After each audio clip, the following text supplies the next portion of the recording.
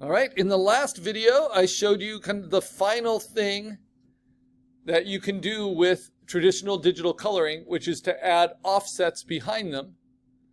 And so along with the vector line art, the flat coloring, the duotone coloring, the soft edge, the hard edge, the full spectrum, and now the special effects that go on top, like the color holds, and the stuff that goes below, like the base color and the offset, we have our best, most versatile spot illustration. Save that as your PSD, save it then as a copy and export it as a PNG. And I'm going to just upload it as an optional thing here because I've already uploaded my requirements. So you decide how many toppings go on your sandwich, your digital coloring sandwich.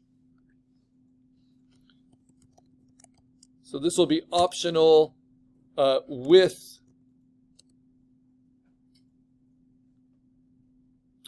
color holds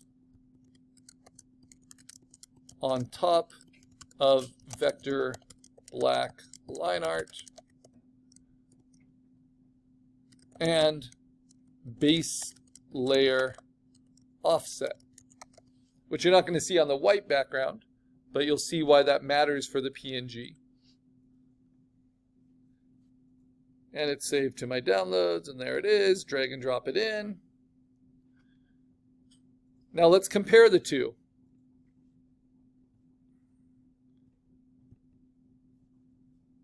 This is what I posted or started with this morning, right? And now with color holds and offsets, this is what I have. Not sure why they opened in different windows like that. Let's see. There we go. So it's hard to say if one is stronger than the other, right? This just shows you those effects. And what's great about the sandwich metaphor is you can always just turn those things on and off. So it's not that more is always better for your design. So if I'm in Photo P, which should be somewhere here,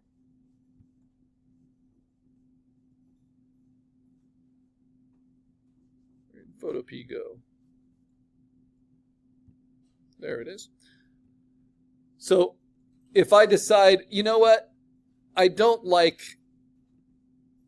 the donut color hold, but I do like the color hold on the wings of the flies, right?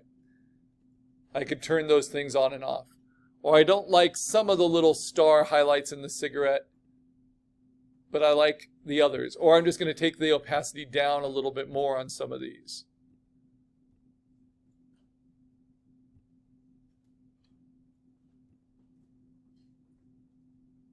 Or play with, there we go, a blending mode that's a little bit stronger, right? So you keep tinkering with it until it's what you want.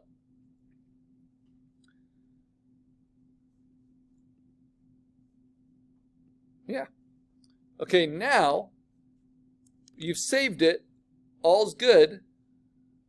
Nope, not that. File. I'm going to save it as my PSD because these are my final settings. And then save as my final PNG because I just made slight changes. That's going to go to my downloads. Now what can I do with it? If you go to your links page in your course, you'll see a link for redbubble.com where you can post your work and even have the option of selling it. You would create your own account. I've been using Redbubble for a long time. I've used a lot of different print-on-demand ones. The reason I recommend Redbubble for students to try, this was the one from the morning class, is that you can set it. I show you edit here, to where only you can see it. So if I manage my portfolio, you can see there's a little padlock under it. The padlock is for ones that I do not make for public consumption. Right? The ones that are unlocked, those are open for sale for people. So, how do you do something in Redbubble? Well, you start by going to redbubble.com, starting an account with an email address. It's pretty straightforward. And then it's going to ask you if you want to add new work. And the work you add needs to be a JPEG or a PNG with a minimum of 5,000 by 5,000 pixel resolution. So pretty big. So that will support the most products. That's why we made this 11 by 14 by 300, like pretty big.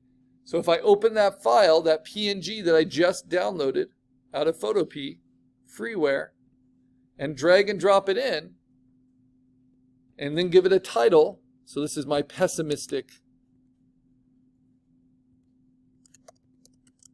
vote graphic. I can play around with different products while making it so only I ever see it. It's not public, especially if I'm not sure on the legality of my rights to the image, right? If I did like Pikachu to the polls, right? I would want to not make it public since that's owned by the people that own Pokemon, right? But what is fun about this, even if I'm just showing it privately, is I can just click on edit. I can scale it. You can see how I've got lots of resolution for the different products. I can kind of place it where I want it and then decide what a good background color might be for it. And with that offset, you see how it will work on lots of different backgrounds. I think navy blue is appropriate. And then I apply the changes. I can disable any products I don't think look very good. Honestly, it looks pretty good on a hat. I don't think I've ever made something on a hat before. Yeah. On a little bucket hat. I'll do gray as my default. And you can see how big you're able to make it with your PNG, but you don't want anything cut off, like out of that frame.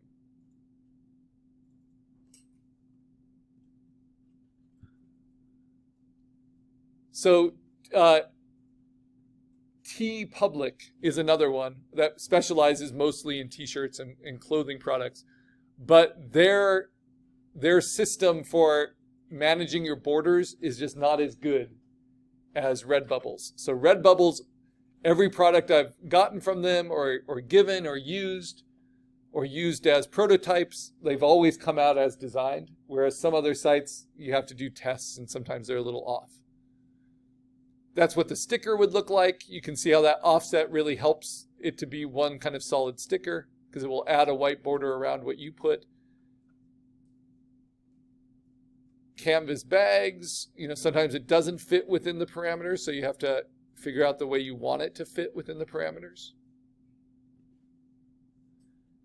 And then when it gets to things like socks, which are always fun, to wear your vote socks, instead of trying to make one image across two, like a pair of socks, what you can do is pattern your image. And I like to use the offset grid, and then you shrink it until it becomes a texture pattern. And then you can choose a background color. So instead of the default white for the socks, like maybe if I want Democratic vote socks, I pick a version of blue for my hex code. I think that's nice. Or if I want Republican vote socks, I pick a version of red or pink, right? Or if I want undecided voter socks, I go for purple. And I can find like the hex code and then apply it. And then you can kind of see the socks. I'm going to enable those. And you can make anything into a pattern. So you can make things like scarves. In the morning class, I did a duvet cover. Actually, this would work pretty well as a mug design because it's long, but I still need to squeeze it to fit.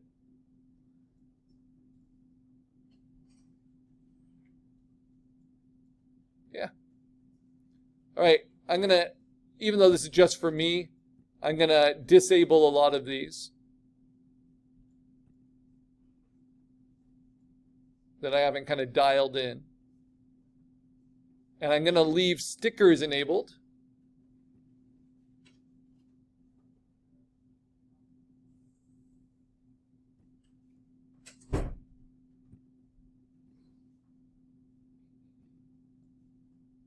And the hat and that shirt. All right, so then when I go to the bottom, I just say I have to select up to 2 for media, so I can do design and illustration, digital art. That's exactly what it is. I want to make sure it's only for me. I don't have to worry about it not being safe for children. And even though it's only for me, they make you check that you confirm, I'll zoom in on this, that you have the right to sell products containing this artwork, which means you own the rights to the image, right? The image rights. And if you don't, if you make it public, it will within a few days, it will get taken off completely. So you'll lose all the work from the site and they'll send you a letter, right? And hopefully that's it. You won't ever get sued. All right. So this also says, besides any featured company's name or logo, those are trademarks, besides any featured words or images created by someone else, that's other people's intellectual property, copyrighted material. They also say any featured person's name or face. And that is true for anyone that's not a public figure, right? So, and public figures have certain definitions within our First Amendment, but for political figures that are in public campaigns, you are allowed to do work based on their image, right? That's why Barack Obama couldn't sue Shepard Fairey for making the Obama Hope poster. It'd be weird if he did, but that's because certain rights to your face and image can be released. But as private citizens, we have the right to that. So if anyone makes a painting of me and puts it up on Redbubble, even though it's not my work, but it's my image, right? That's violating other aspects of intellectual property. That's why I'd have a case, because I'm not a public figure. If I were a public figure, if I was running for office, they have First Amendment rights to do it, whether I like it or not. So Otherwise, it can be considered defamation. So is it similar if somebody were to use Greg Abbott for Yes, exactly. poster, he can't sue him because he's a public. Yes, exactly.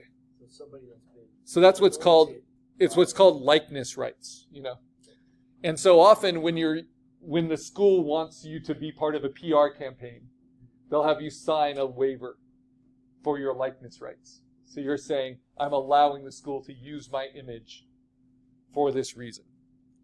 But public figures don't get that luxury. Okay, so now we get to this product page, and I can see this is what the magnets look like, what the hats look like, what the holographic sticker looks like, all these different kind of products.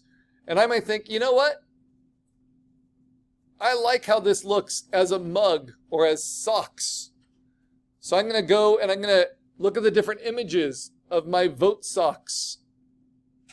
Ooh. And then these can be product mock-ups for prototypes, for things you might offer to a client for a job. Ooh, I haven't seen their tall mugs before. They're always adding new things. Yeah, I kind of like the vote mug.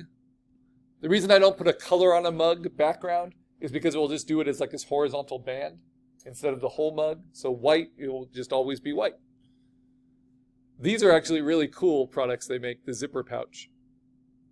There's all the shower curtains. Yeah, there's shower curtains, there's just everything, right? And as long as you have a clean PNG, it's gonna, I haven't seen the dad hats are new too. And then the person buying them can actually choose the colors, right? So if you look at the product page, you want your design to work on all these versatile colors for whatever the thing might be. So I would probably choose that one for myself. And then you can see it mocked up. Ooh, a cool kid. It's backwards.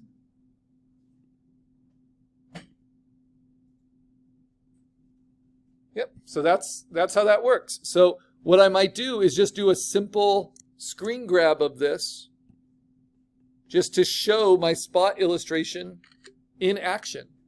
Again, this is optional, but it relates to our presentation critique question. So I want you to think, what product do you think your illustration will work best on? Because spot illustrations are made to be used. Is it a sticker that just goes anywhere?